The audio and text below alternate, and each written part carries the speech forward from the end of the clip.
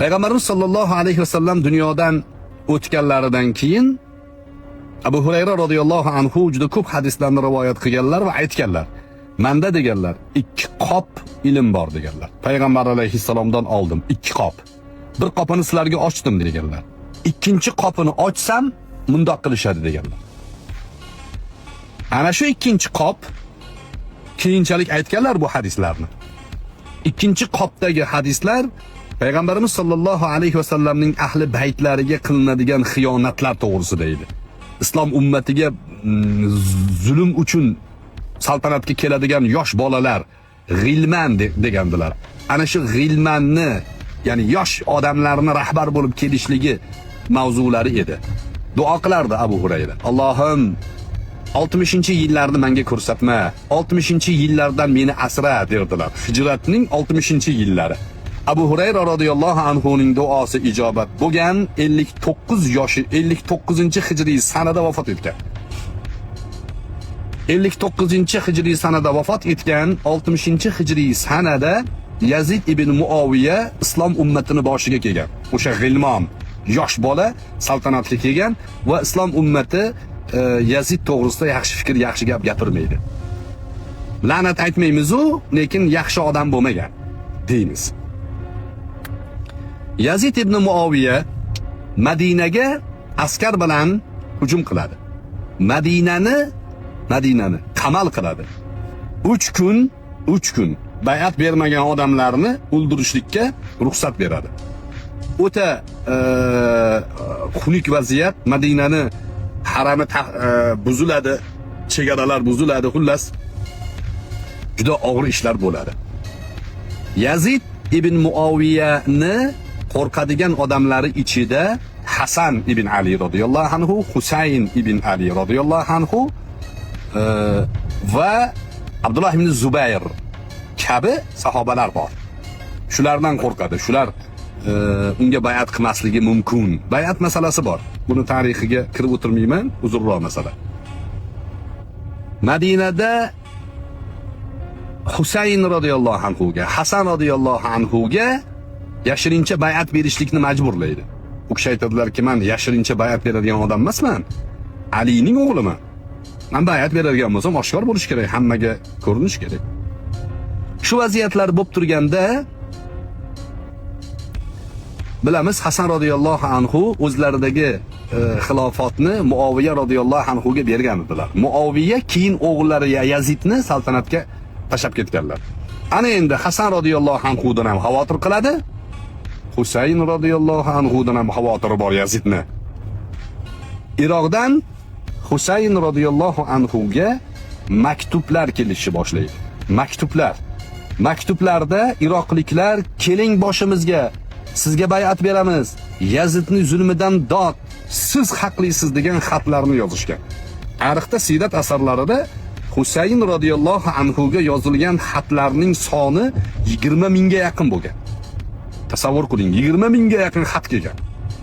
Husayn radhiyallohu anhuga keling Iroqqa, keling Kufaga, bizga keling, biz sizga bay'at beramiz degan chaqiriqlar. Husayn radhiyallohu anhu bu chaqiriqlarga labbay deb oilalari, yaqinlari, Hasanning o'g'illari, o'zlarining farzandlari, ayollari hammasini olib yo'lga chiqadilar. Yo'lga chiqayotganlarida mashhur sahobalardan Ibn Umar, mashhur sahobalardan Abdullah ibn Umar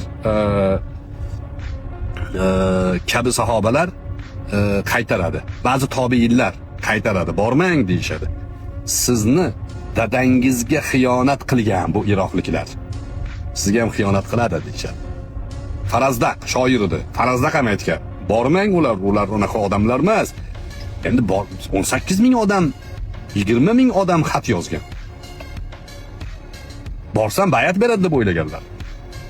Yo'q deganlar, bu katta sahobalarning maslahatini olmasdan, olganlar-u gaplariga kirmasdan menga ilhom bo'lyapti shuki borishim kerak deganlar yo'lga chiqqanlar. Borib Karbaloga yaqinlashganlarida Yazid xabarni eshitgan va askar to'platib jo'natgan orqalaridan. Oldilarini to'sishga.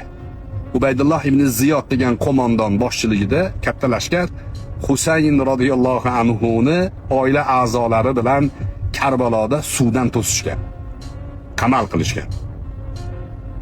Biror dona iroqlik kelib Hazrat Husayn radhiyallohu anhu ni yonida turmagan. Biz turamiz, biz sizni oldingizdamiz deb qichqirganlar hammasi xiyonat qilgan. Hatto Husayn radhiyallohu anhu vaziyatni ko'rganlaridan keyin aytganlarki, yo'limizni ochib qo'yinglar. Men mana shu 18 ming, 20 ming odamni chaqirig'i bilan keldim. Ko'rdimki, bular xoin. Bular chiqmadi menga bay'at qilgani. Bildimki, bularga ishonch yo'q. Fidokorlikni da'vo qilgan, o'rni kelgan kelmaganda Husayn radhiyallohu anhu ni keling deb chaqirganlar birortasi kelib Husayn radhiyallohu anhu ga yordam bermagan. Ko'rdim buni degan.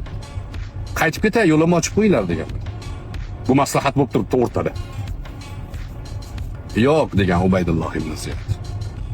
Qaytmaysiz. Chunki tashvish bor. Keyin yana odam to'plashi mumkin degan xavotir bor, qo'rquv bor. Unda deganlar, meni chegaralarga jo'natinglar deganlar. Chegaralarga jo'natinglar, o'sha joyda kuffar bilan jihad qilaman, boshimga kelganini ko'raman. Saltanatni aralashmayman deganlar. Uni ham yo'q deyishgan. Unga ham ijozat berishmagan. Boshqa taklif qilganlar, unga ham ijozat berishmagan. Xo'p, nima qilamiz? Sizni bu yerda o'ldiramiz deyishgan. Va qirishgan. Husayn radhiyallohu anhu ni Karbaloda hozir har xil hamosatli, haligi odamlarning hissiyotini jo'shtirishga harakat qiladigan gaplar yuradi. Bu Shia propagandasi deyiladi buni. O'sha shiyalar, o'sha Husayn radhiyallohu anhu tarafdorlari Husayn radhiyallohu anhu ga xiyonat qilishgan. Shiyalarning o'zini manbalarida bor. O'zlari xiyonat qilgan. Va ular Husayn radhiyallohu anhu ni botilga qarshi chiqish simvoli, mana shu odam chiqmaganda botilga hech kim qarshi chiqmasdi qilib, masalani shoirona balog'atga aylantirib yuborishgan, mubolag'aga aylantirib yuborishgan. Aslida Husayn radhiyallohu anhu xiyonatni ko'rganlaridan keyin qaytmoqchi bo'lganlar. Adashganlarini, ya'ni ularga nisbatan bu men tomonidan aytish to'g'ri emasdir-da, siyosiy ma'noda xato qildim deganlar. Qo'yib yuboringlar, ketaman deganlar. Yo'q deyishgan va qirishgan. Bilasizmi, Husayn radhiyallohu anhu ni boshini olgan odam kim? 20 ming xat yozganlarning ichidagi bitta Iblos. O'sha xat yozgan edi o'zi ham. Keling sizga bay'at beramiz deb xat yozgan Iblos Husayn radhiyallohu anhu ni boshlaridan olgan. Suhbatning boshidagi gap. Xudo behuda joyda men sizga fidokorman, men sizga hech qachon xiyonat qilmayman degan odamdan qo'rqing. So'ramasangiz ham shunaqa deyaptimi? Bundan qo'rqing. Ishonmang. O'zi odatda hech kimga ishonadigan zamonda emasmiz hozirgi kunda. Bunga ayniqsa ishonmang. Chunki xudo behudaga bunaqa gapni gapirishni tagida xiyonat hidi yotadi, xiyonat ildizi yotadi. Husayn radhiyallohu anhu ga shu xiyonatni qilishgan. Hasan radhiyallohu anhu ni namoz o'qib turganlarida joy namozlarini tortib olishgan. Sen bizni yuzimizni yerga qaratding. Hazrati Hasanni tarafdori, shiyasi. Otni minib ketayotganlarida o'sha Hasan radhiyallohu anhu ni tarafdori kelib, otni jabdug'idan ushlab, "Sen nimaga hukmni Muoviyaga berasan? Biz senga ishongan edik. Yoningda turishimiz kerak edi." Shiya deb Hasan radhiyallohu anhu ni sonlariga jiq qilib xanjari sanchib oladi. Hasan radhiyallohu anhu o'shandan keyin umrbod oqsoq bo'lib qolganlar. Oyoqlari shikast yeb. Ana tarafdorlarni qilgan ishi. Buni men tarixda misol tariqasida bo'lgan hodisa tariqasida aytayapman-da, bugunga qanday tushunishimiz kerak. Do'stlar, Suriyada biz jihad qilyapmiz. Huda behuda, o'rni kelsa kelmasa, O'zbekistonni kufr davlati deb e'lon qilib, butun olamga olamshumul gaplarni gapirgan odamlar bugun 380 gradus o'zgarib olib, o'sha xiyonatlarini shunday esdan chiqarib, ko'z yumib bugun yana yangi gapni gapirib turishdi. O'sha qadimda Husayn radhiyallohu anhu ga xiyonat qilgan iroqlik shialardan mana shu bugungi kundagi Abdulloh Zuparlarni deyarli farqi yo'q. Fidokorlik haqida, dinga amal qilishda men yagonaman deydigan odamlar ayni dinga xiyonat qilayotgan odamlar. Mana shu mezon tariqasida o'tgan tarixdan ibrat olishimiz kerak.